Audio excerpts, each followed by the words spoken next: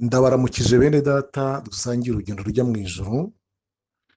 Nyuma ya ziriya nyigisho nigishije, hari isezerano nabasezeranije ry'uko tuzasobanura kuri aya matorero arindwi yandikiwe inzandiko. Rero afite icyo ashushanya kandi ndagira ngo tuze kubiganiraho mu buryo busa n'uburambuye. Ariko mbere y'uko tubyigaho tukareba icyo ijambo ry'Imana ribivugaho, ndagira ngo tubaze dusenga Imana. Mana Data wa twese uri mu ijuru, ndagushimiye mu izina rya Yesu Kristo. Ngushimiye kuba turindiye ubugingo n'umwuka n'umubiri, nk'uko ijambo ryawe rivuga. Pawulo yandikira Abasalonike yarababwiye ngo byose uko ari 3 birindwi bitazabaho umugayo. Waraturinze, uradukomeza mu bihe bigoye, uradufasha, ubishimirwe. Ngiye gukora umurimo rero utoroshye ariko nshoboze. Ngiye kugabura ijambo ryawe, Mana umbashishe, niwe wabimpamagariye, urabimpa, ubimbashishe rero. Ubwenge bw'umwuka utanga bunshoboze gukora uyu murimo mwiza. Kandi ndakwinginze ngo abantu bose bazumva izi nyigisho bazasobanukirwe, bave mu rungabangabo. Ndagushimiye ko ubyumvise mu izina rya Yesu Kristo, amen.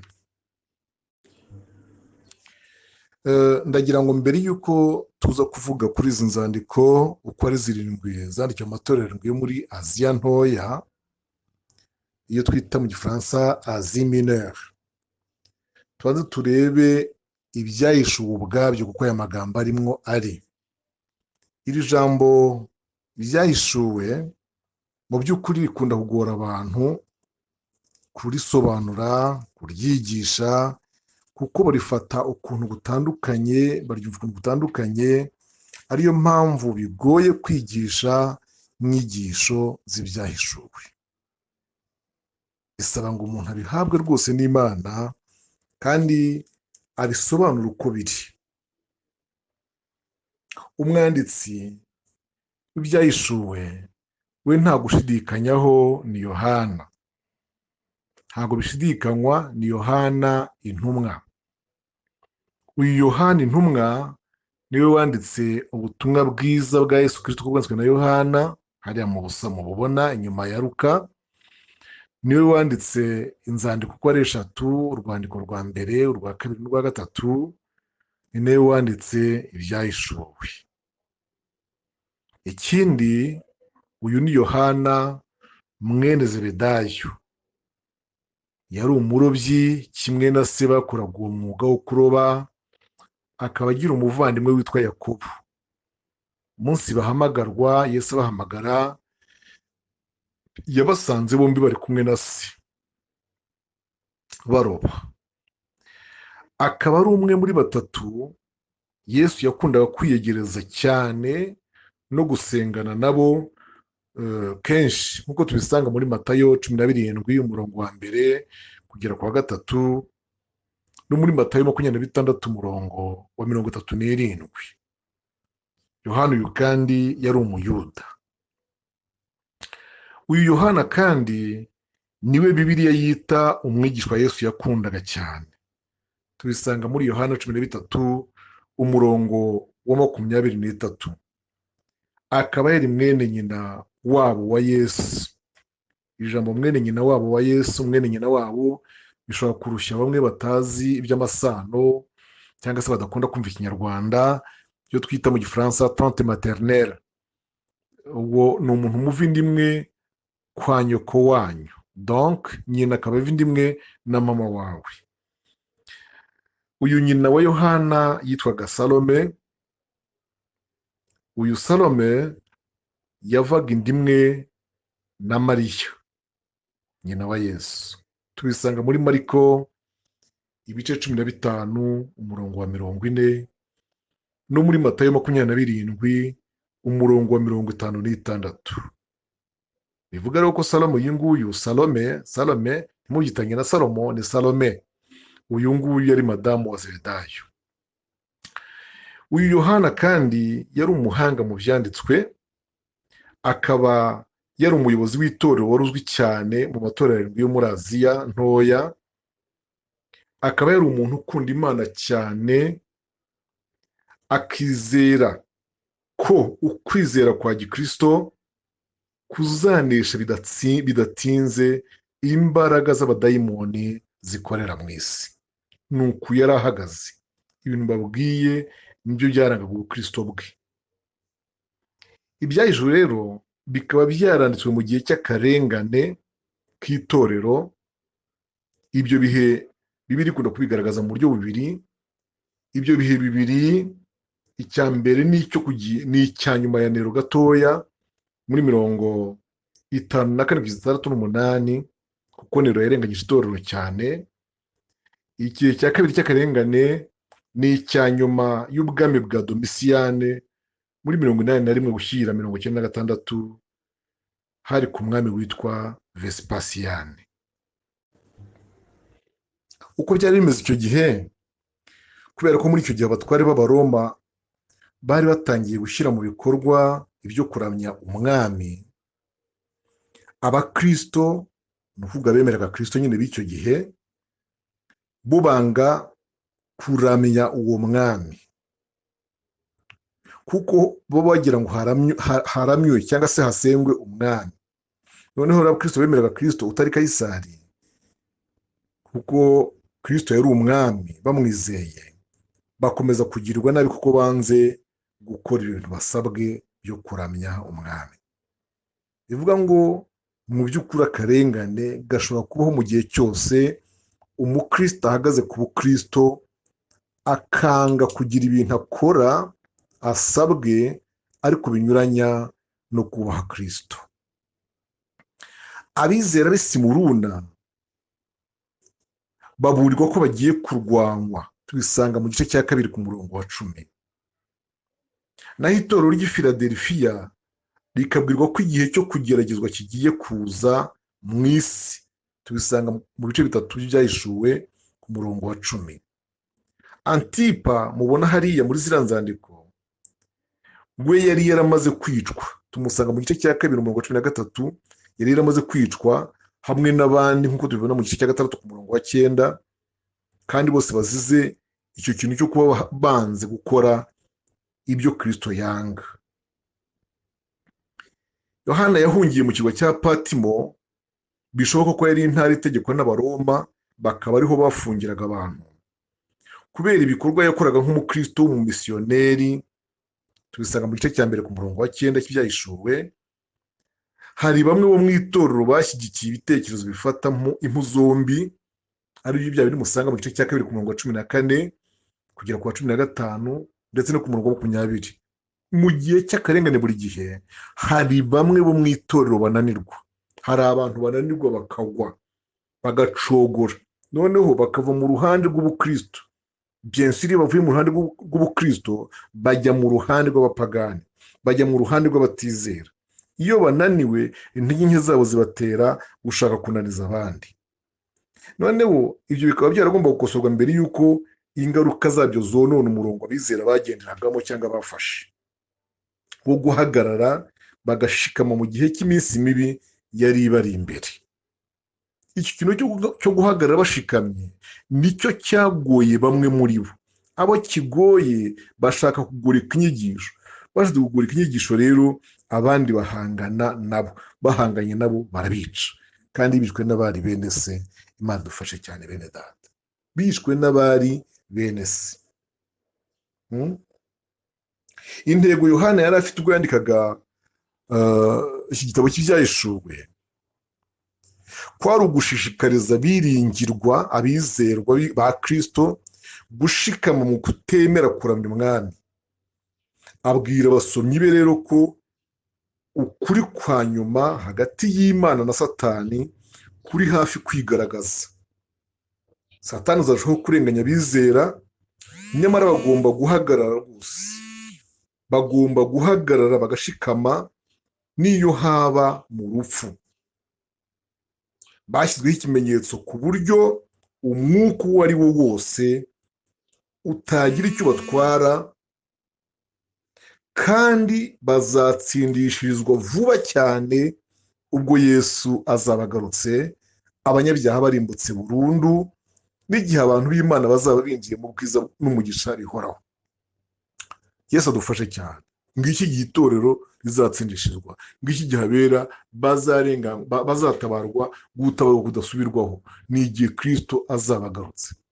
Ubu ngubu nubwo dutabara akaturwanirira, yoroshya ibintu hakabaho agahenge, ariko mu by'ukuri ntabwo turatabarwa nyabyo. Ibyo rero nibyo Kristo mu ijambo rye yita agakiza gashyitsi, agakiza gakomeye gasohoye. Kugira ngo rero ibyahishuwe byumvikane neza, buriya umusomyi aba akwiriye kumenya ko ari uburyo bw'imyandikire bwihariye.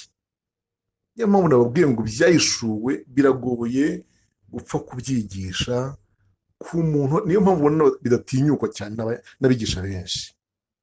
Ibyahishuwe ni ibirebana n'imperuka, ubwoko bw'imyandikire bwo mu buryo bw'ishushanyamvugo bukomeye, nubwo ubuhanuzi burimo bukunze gusa n'ubudasobanukira abasomyi bo muri iki gihe. Biri amahire cyangwa dufite amahirwe kuko igitabo ubwacyo kigaragaza ibintu byinshi bituma kibonera ubusobanuro. Nabaha nk'urugero, inyenyeri ni abamarayika, ibitereko by'amatabaza ni amatorero. Ubwo tubisanga ku gice cya mbere umurongo wa 20 cy'ibyahishuwe. Marayika ukomeye dusanga mu bice 17 ku murongo wa mbere ni Babuloni cyangwa se Roma. Tubisanga mu bice 17 umurongo wa 5 wa 18. Na Yerusalemu iva mu ijuru rero dusanga mu gice cya 21 umurongo wa 9 kugera ku wa 10 ni umugore cyangwa se umugeni w'umwana w'intama, umugore w'umwana w'intama. Ni nako aho ngaho byanditse bivuga umugore, mu gihe muri ino minsi twebwe dukoresha ijambo ryitwa umugeni. Yesu adufasha cyane. Ikibiranga by'umwihariko, ngo ndavuga ibyahishuwe, ni ugukoresha cyane umubare 7. Uyu mubare 7 mu byahishuwe ukoreshwa inshuro 52. Hari abahiriwe mu buryo 7, hari amatorero 7, igice cya mbere umurongo wa 4 n'uwa 11, hari imyuka 7, igice cya mbere umurongo wa 4, hari ibitereko by'amatabaza 7 by'izahabu, igitereko cya mbere igice cya mbere umurongo wa 12, inyenyeri 7, igice cya mbere umurongo wa 16, ibimenyetso 7, igice cya 5 umurongo wa mbere, amahembe 7 n'amaso 7, igice cya 5 umurongo wa 6, impanda 7, igice cya 8 umurongo wa 2, guhinda 7 kw'inkuba, igice cya 10 umurongo wa 3, ibimenyetso 7, igice cya 12 umurongo wa mbere n'uwa 3, ndetse n'igice cya 13 umurongo wa 13 kugera ku wa 14, n'igice cya 15 umurongo wa mbere, n'igice cya 16 umurongo wa 14, n'igice cya 19 umurongo wa 20. Ibisingo 7 dusanga ku gice cya 12 umurongo wa 3, ibyago 7 dusanga mu gice cya 15 umurongo wa 6, inzabya 7 z'izahabu dusanga mu gice cya 15 umurongo wa 7, imisozi 7 dusanga mu bice 12 umurongo wa 9, n'abami 7 dusanga mu bice 12 umurongo wa 10, kimwe n'izindi 7 mu buryo bw'ishushanyamvugo. Umubare 7 ukaba ugaragaza cyangwa usobanura icyo twita umwuzuro. Umwuzuro mu gifaransa babyita la plénitude. La plénitude biva kuri plein cyangwa plein. Ubusanzwe abasobanura ibyahishuwe buriya tubashyira cyangwa se abasobanuzi babiri babashyira mu byiciro 4. Basubiramo, abantu basobanura ibyahishuwe burya bashyirwa mu byiciro 4, ariko ndavuga mu mvugo ya teolojiya. Abumva iki gitabo nk'uko cyari giteye mu kinyejana cya mbere bakavuga ko ibyinshi muri byo cyahanuye nyine byamaze gusohora. Aba rero babita ababuteriterisite, abapureterisite. Pureterisite muri mu gifaransa, tubishye mu gifaransa rero le preterisite, le preterisite, noneho washyira mu kinyarwanda bakabita abapureterisiti. abo ni bamwe mu bumve neza, ni abangaba basobanura ibyahishuwe bavuga yuko ibyayo cyangwa se ibyahishuwe ibirimo muri iki gitabo ari byo mu kinyejana cya mbere, bakavuga ko ibyinshi muri ibyo byahanuwe byamaze gusohora. Twumvikane pe, muzumva abigisha benshi b'ibyahishuwe ariko bavuga ko ibiri mu byahishuwe byamaze gusohora, kandi kuko ibirebye ubona abangaba baba bumva. Icyiciro cya kabiri ni abagifata nk'ikirondoro urukurikirane rw'ibyagiye biba kuva ku kirwa cya Patimo hariya Yohana yari ari ukageza ku mpera y'amateka. Abo rero bakabita les historistes, mu kinyarwanda ni aristoriciste, les historistes. Icyiciro cya gatatu ahanini ni ababona ko iki gitabo kijyanye n'iby'imperuka y'ibihe, aba biswe les futuristes, mu kinyarwanda ni abafitirisiti. Abafitirisiti urumva harimo fitire nyine.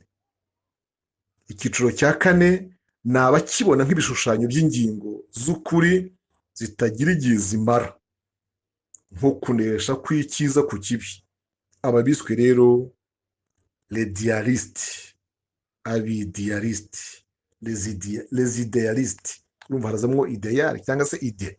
Les idéalistes, abidealistes. Kubw'amahirwe rero, kabyita amahirwe, ukuri gukomeye kw'ibyahishuwe ntigushingira ku kugendera ku ruhande uru n'uru rw'ibitekerezo muri biriya bine nyine twumvise haruguru. Uko kuri kugaragarira umuntu wese usoma iki gitabo agamije kumenya ubutumwa burimo muri rusange, kandi akirinda gukururwa n'irari ryo gucukumbura utuntu duto duto. Ibi bintu nagiye rwose mbibuza abasomyi b'ibyahishuwe ndetse n'abagiye bambaza, nagiye mbabwira nti nimushaka kugenda mucukumbura utuntu duto duto mu byahishuwe muzagwa ruhabo, muzashiduka ntacyo mumenye. Wowe urasoma gusa bike wumvise ukumva ni ibyo ngibyo ukarekera aho ngaho, ibyo ukagusobanura ukamenya ibyo ngibyo, kuko usanga hari urugero bashaka kumenya utuntu duto duto. Yesu nashyira abantu iburyo bwe bazamwegera bate? Urabyumva nawe, ugasanga umuntu aribaza ngo nimba ndi ku mwanya w'170 nzaba negereye Yesu. Ni ikibazo. Ntimugashake utuntu duto duto, mujye musobanukirwa iby'ingenzi. Noneho rongeze ku nzandiko zandikiwe amatorero nyirizina, ariyo ntego cyane cyane nari mfite.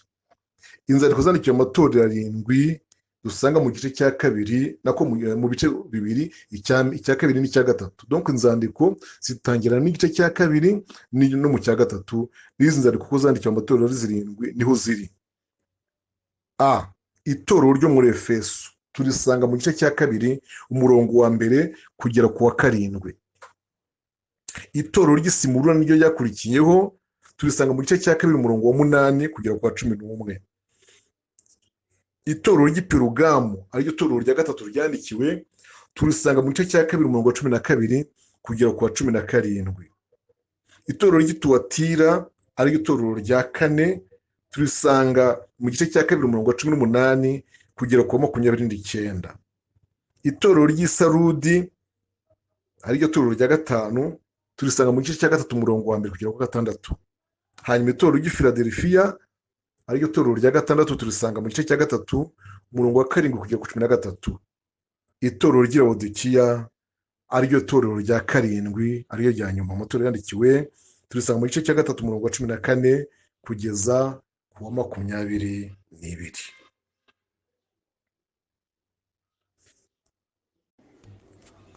Bamwe bafata izi nzandiko ndwi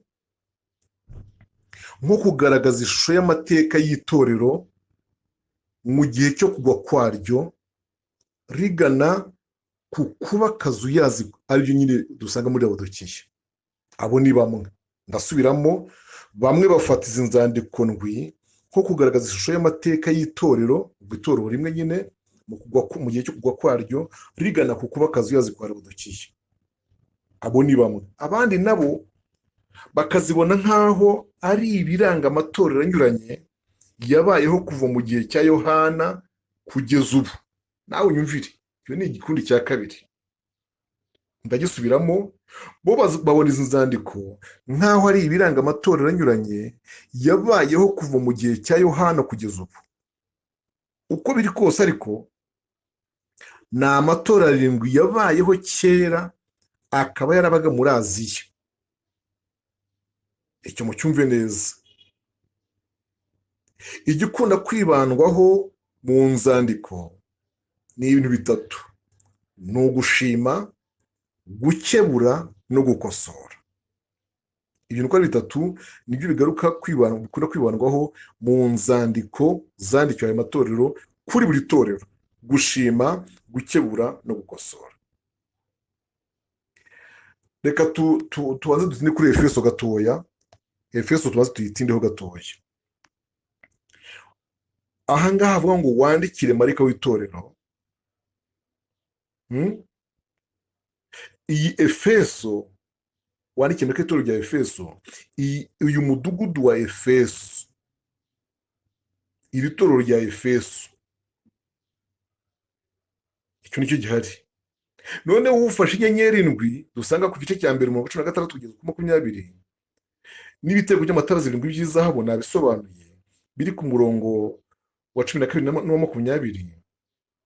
Iri torero rya Efeso rikaba risobanura urukundo rwa mbere, risobanura urukundo umuntu akunda Kristo yakimwakira. Biradusanga ku murongo wa 4 w'igice cya kabiri. Urukundo rwa mbere rusobanura, yashaka kubabwira urukundo bakundaga cyangwa bakundaga Kristo mbere, bakundanaga n'ubwo bakundaga Kristo mbere. Iki kintu ni ikintu gikunda kugabanuka cyane mu Kristo, uko umuntu agenda amenyera ubukristo. Urukundo abantu bakundanaga n'urukundo abantu bakundaga Kristo bakimwizera, iki kintu kiragabanuka, iki kintu kirazima.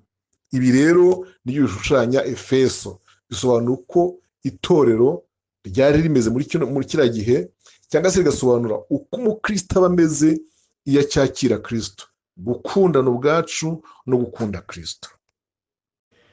Iyo dusubiye ku murongo wa 2 w'igice cya kabiri, tuhasanga ijambo rivuga ngo wagenzuye. Ndacyari muri Efeso ubwo, ngo twumve ubuzima bw'itorero rya Efeso. Wagenzuye abiyita. Nimuhasome mwumve mu gice cya kabiri ku murongo wa 2. Nzi imirimo yawe n'umuhati wawe no kwihangana kwawe, kandi nzi yuko utabasha kwihanganira nyangeso mbi, nuko wagenzuye abiyita intumwa kandi atari zo, ukabona ko ari abanyabinyoma. Iri jambo kugenzura, wagenzuye, ryari ihame ryabo ryo mu itorero rya Efeso ryo kugenzura ku bw'inyigisho nzima n'impuguro bijyana. Byari byemewe cyane mu itorero ryaho rya mbere, kuko nababwiye ko Efeso aricyo bisobanura. Kugenzura, ubugenzuzi bukomeye ku nyigisho nzima n'impuguro bijyanye. Icyo kintu kikaba cyari ihame ryabo ryo kujya bagenzura byose. Niyo mpamvu iyo usomye mu Bakorinto ba mbere 14 umurongo wa 29 uhasanga iryo jambo ryo kugenzura. Wasoma mu rwandiko rwa mbere Pawulo yandikira Abatesalonike igice cya 5 umurongo wa 21 ukahasanga iryo jambo ryo kugenzura. Wasoma mu rwandiko rwa mbere rwa Yohana igice cya 4 umurongo wa 1 naho ukahasanga iryo jambo ryitwa kugenzura. Noneho ku murongo wa 6 w'icyo gice cya 2 tukahasanga abantu bitwa Abanikolayiti, Lenikolayiti. Abanikolayiti yari ingirwadini yo mu buryo bw'ubuhakanyi. Icyo gihe yari mu itorero ry'aho ngaho nyine muri Efeso, ikaba yaruzuraga cyane n'abapagani. Iki kintu cyo kuzura n'abanyabyaha, abapagani, hari impamvu nyinshi zatuma abantu buzura nabo, ariko mu by'ukuri cyagiye cyangiza itorero kiriya gihe. Nk'uko bigaragara, bigishaga ko umudendezo, ndavuga Abanikolayiti, bigishaga ko umudendezo wa Gikristo wabahaye uburenganzira busesuye bwo gusenga ibishushanyo no gukora iby'isoni nke. Inkuru z'ubutumwa zivuga ko ari bamwe na Nikora. Urumva ko izina rya Nikora rijemo. Nikora uyu nguyu akaba yari umunyamahanga wo muri Antiyokiya winjiye mu idini y'Abayuda. Akaba yari umwe mu badiyakoni 7 bo mu itorero ry'i Yerusalemu, bamwe dusanga mu gice cya 6:5 basengewe bifashweho icyemezo kubera umurimo wo kugaburira abera. Uyu rero mu basengewe icyo gihe cyangwa mu barobanuwe. Icyakora ntabwo wambaza ngo wabisanga hehe, ariko mu by'ukuri mu byanditswe biba birimo. Irindi tsinda ni irya Perugamu. Wenda birabacanga ko mvuze Perugamu ntarinjira mu itorero rya Perugamu, nkaba ndivuze muri mu Befeso, mu nkurikire mwumve neza rero. Irindi tsinda ni irya Perugamo ry'abakomezaga inyigisho za Baramu. Ibi tubisanga mu mirongo wa 14 n'uwa 15. Ndetse na bamwe b'Ituwatira. Urumva ko Tuwatira nayo nyivuzeho kandi nkiri mu Befeso, bakurikiraga umugore witwa Yezebeli, usanga ku murongo wa 20. Hakurikijwe ubuyobe bw'abarangaga, bisa n'aho ayo matsinda uko ari 3 yitwaga cyangwa yarari Abanikolayiti. Ngira ngo murabyumvise, hari abangaba b'Abanikolayiti babaga muri Efeso, hakaba Perugame y'abakomezaga inyigisho za Baramu, hakaba n'ab'Ituwatira bakurikizaga umugore witwa Yezebeli. Ibi rero byose byarwanyaga itorero rya Efeso no gukura kwaryo. Niyo mpamvu bagiraga ubugenzuzi cyane. Iri jambo musanga ku murongo wa 7 rivuga ngo unesha, umwanditsi ari we Yohana yari agamije kubashishikariza cyangwa kubatera ishyaka yo kunesha urugamba rwo kurwanya ikibi, nk'uko tubibona mu bice 12 umurongo wa 11 bigaragara muri ruriya rwandiko. Noneho ijambo rya paradizo musanga mu gice cya 2 ku murongo wa 7 ni ijambo ryo mu Giperesi rivuga ubusitani bushimishije.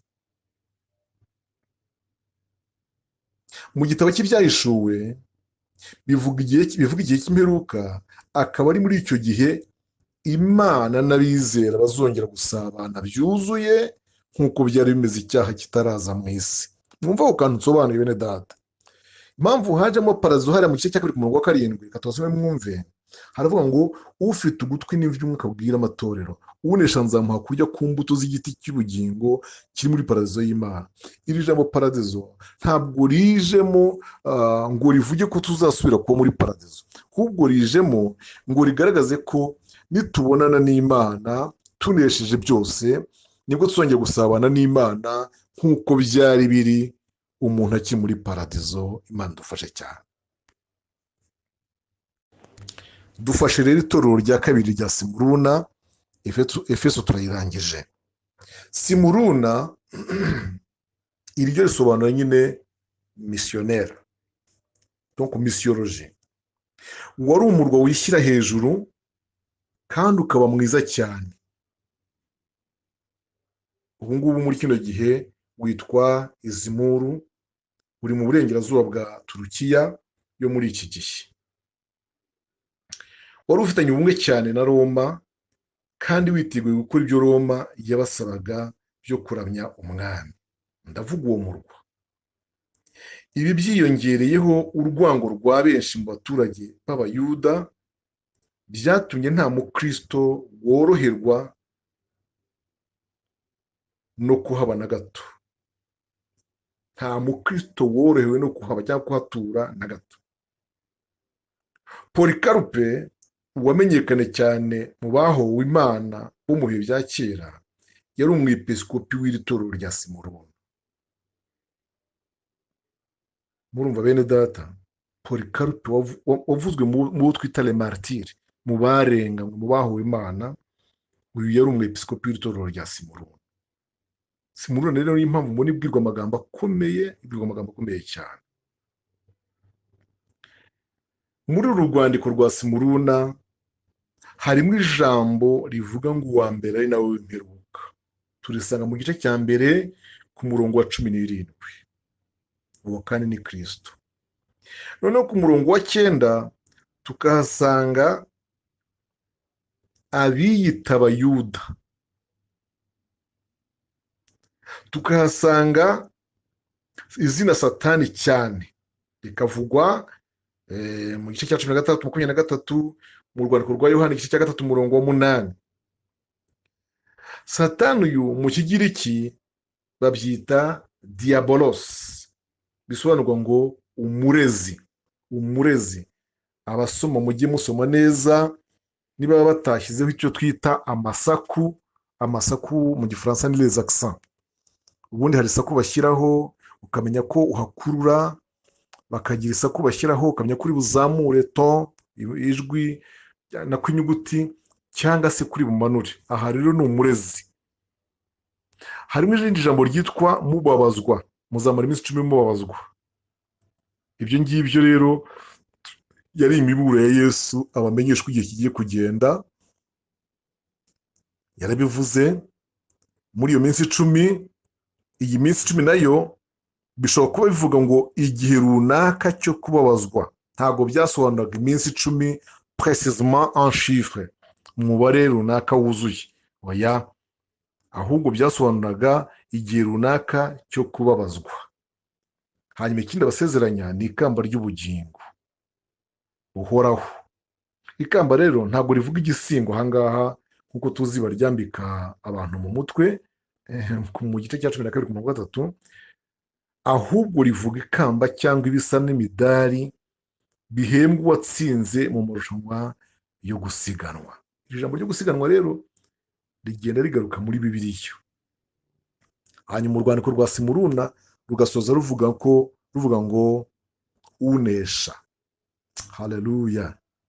Unesha ntacyo azatwarwa n'urupfu rwa kabiri. Urwo rupfu rwa kabiri rero ni inyanja yaka umuriro musanga mu Byahishuwe ibice 20 umurongo wa 14. Imana ibafashe cyane bene data. Ngana ku musozo rero ngana ku musozo, wenda nyavugiye yose hamwe uko ari arindwi. Iri torero rya Efeso mwihangane haragenda hazamwo imvugo y'icyongereza, kuko nabikuye muri Bibiliya y'icyongereza yitwa The Expositors Study Bible. Expositors Study Bible. Efeso biravuze muri iyo Bibiliya ngo represents the apostolic time period. Iri apostolique, iri jambo apostolique riva kuri apotre, nuko ko Efeso bishushanya ya torero ryasigaye Yesu amaze kugenda, nuko ryitwa buryo. Ryasigaye Yesu amaze kugenda, icyo gihe hari mu ijana, umwaka w'ijana. Yesu yazamutse nyuma y'imyaka, umuzi ko yazamutse amaze imyaka 33 n'igice, hanyuma arapfa, arahambwa, arazuka, mara iminsi 40 arazamurwa. Muri 70 hakaba akarengane k'itorero, aribwo umurwa nyine watwitswe bwa mbere washemwe ku ngoma ya Nero. Hanyuma rero biba mu mwaka, iri torero rya Efeso ibyo bikaba byaratangiye mu ijana. Ubwo nuko bisobanura rwa rukundo rwa mbere nyine rw'itorero abantu batangirana, ariko cya gihe cy'ubuzima bw'itorero ryabanaga risangira ibyaryo. Hanyuma Simuruna bikavuga the Martyr Church, cyatangiye muri 300, akarengane k'itorero. Icyo gihe itorero ryarababazwaga, martyr, itorero ryarababazwaga. Nicyo bishushanya, nicyo bisobanura. Muragenda mubifata mu bigeranye n'ibyo ubungubu itorero ririmo ubungubu. Noneho Pergamo babyita the Start Church, aribwo bakavuga ngo is the beginning of Catholicism system. Bivuga ngo icyo gihe itorero ryafatanyije na leta cyane, noneho hatangira systeme iri katolike. icyo gihe hari mu mwaka wa 300 uganisha kuri 500, hagati ya 300 na 500. Tuatira baravuga ngo ni called the papal church beginning of Catholicism. Papal church ni ukuvuga ngo ni igihe cyo gukora byarushanyaga gukora kwa papa cyane no kwiyegereza amatorero yose, gushaka kuyagira rimwe. Ibyo byose kandi si ibintu duhimbye, ni ibintu biri mu gitabo, byatangiye muri 500 neza neza. Muragenda mubihuza n'ibiriho uyu munsi wa none, mutubwire cyangwa se mutekereze icyo bisobanura muri kino gihe cyacu. Sarudi bigasobanura reformation, kuvugurura. Bivuga ngo nyuma y'ibi bihe bimeze gutya byari bigoranye cyane, haje kubaho kuvugurura. Ubwo ni Kristo wavuguruye, ariko avuguruje abakozi be yazigamye. Bivuga ngo muri ka karengane hari abakarokotse, muri Catholicisme hari abarokotse ntibayoba, muri iki gihe cyo gukora k'uyu mugabo nabwo hari abikomeje kuri Kristo. Abo rero barokotse ibintu byose bimaze gutambuka, nibo bashobora gukora reformation, impinduramatwara, bahindura ibintu, itorero rigasubirana isura yaryo ryahoranye. Kandi Kristo azabikora, azabikoresha intwari ze yabitse, yahishe. Philadelphia bigasobanura the missionary church. Missionary ni nkuvuga ngo icyo gihe hazabaho noneho intumwa. Urumva itorero rimaze kubona reformation, bigize kuba reforme, hamaze kuba reforme, Uwiteka ashobora kuzasuka umwuka wera muri abo bantu bake barokotse, hakabaho icyo bita missionnaire. Abantu bakajyana ubutumwa nk'ubwo ngubwo gukangura itorero, kuko Yesu azaba yenda kurijyana. Hanyuma Laodikiya bikasobanura the apostate church. Apostate mu gifaransa ni apostasy, ni ubuhakanyi bukomeye cyangwa bukabije. Ubwo buhakanyi rero nibwo bwa bundi munsi buzabaho nyuma y'itorero rimaze kujyanwa, abantu bakihakana Kristo, bagakorera nyine antikristo ku mugaragaro. Icyo bita nyine ubuhakanyi bukomeye, aribwo buhagarikiwe cyangwa buhagarariwe cyangwa bushushanywa na Laodikiya. Imana rero ibahe umugisha, bagirire neza. Nitwongera ubutaha, wenda hari abazaba bamaze gushyira ibibazo kuri comment, nabyo tuzabisubiza mu nyigisho zitaha. Nk'uko ibi ngibi nabyo nabiteguye ngira ngo nsubize ibyifuzo by'abakeneye ko twakwiga izi nyigisho. Imana ibahe umugisha. Mwari kumwe na Pastor Michel Zigira Inshuti. Imana ibarinde. Mana Data wa twese uri mu ijuru, ndagushimiye.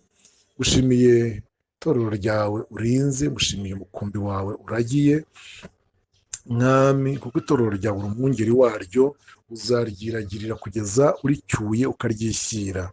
Ndabigushimiye ko itorero ryawe urizi, umukumbi wawe niwo wiragiriye, kandi intama zawe n'izawe ubwawe zizi ijwi ryawe, nawe ukamenya iryazo. Komeza rero uryiteho, uririnde, kandi abizi ntabwo uzarirangarana, uzarirengera vuba. Urakoze kubyumvise, mu izina rya Kristo Yesu umwami wacu, amen.